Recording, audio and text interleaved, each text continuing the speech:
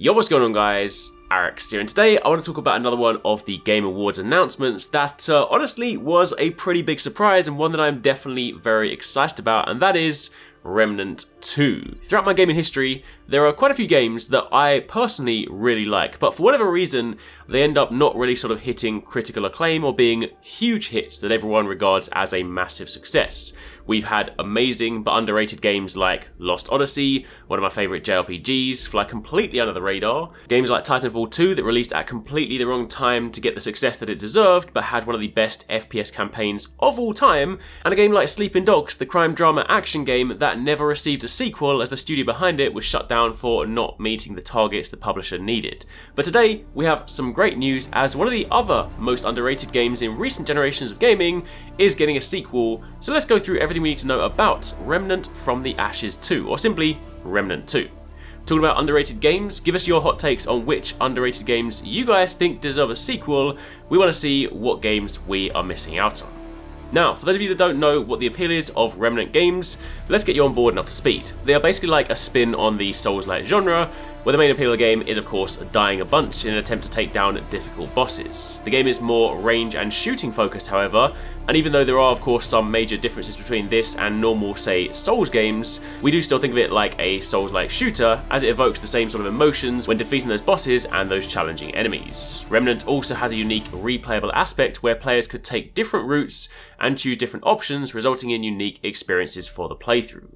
But now we are getting a sequel, and the developers on the Steam page describe Remnant 2 as a game that pits survivors of humanity against new deadly creatures and godlike bosses across terrifying worlds. You can play the game both solo or co-op with two other friends to explore the depths of the unknown to stop an evil from destroying reality itself. Remnant 2 will be released on PlayStation 5, Xbox Series X and S, and PC in 2023. So it isn't too long to wait until we can get our hands on it, and hopefully it lives up to the fun of the first game. But has it changed in the sequel? Well, they have introduced a new archetype system for more player choice and gameplay diversity.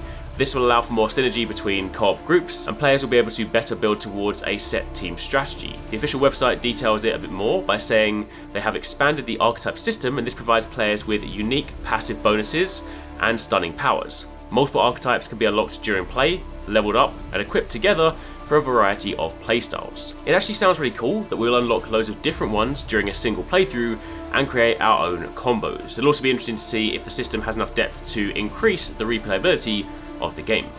Talking about replayability, it seems just like the last game, the studio has put a big focus on making it as replayable as possible with branching choices, areas, and more. Developers have described it in more detail, saying that branching questlines, augments, crafting, and loot rewards will test the resolve of even the most hardened players in dynamically generated dungeons and areas. Playthroughs will feel challenging, varied, and rewarding as players succeed against unforgiving odds. Various stories woven in throughout the different worlds, encouraging exploration and multiple revisits. Honestly, I really like this aspect of the first game, as it didn't really feel like the usual missables that you sort of get like in an RPG, as you knew that in another playthrough where you sort of kept progression, you could go back and make different choices and experience something completely different. So honestly, if you haven't played the first Remnant, it is a fantastic game. I highly recommend you check it out, and if you do like those sort of Soulsborne style games, it will definitely be a great one to play. And of course, you know, getting a chance to experience it before number 2. Anyway, for the time being, that's what we have right now. As and when we do find out more about the game, as and when we see more, I'll be sure to keep you guys posted. But for the time being, if you guys have missed some of our recent videos, be sure to check out one of these ones and keep it locked for plenty more.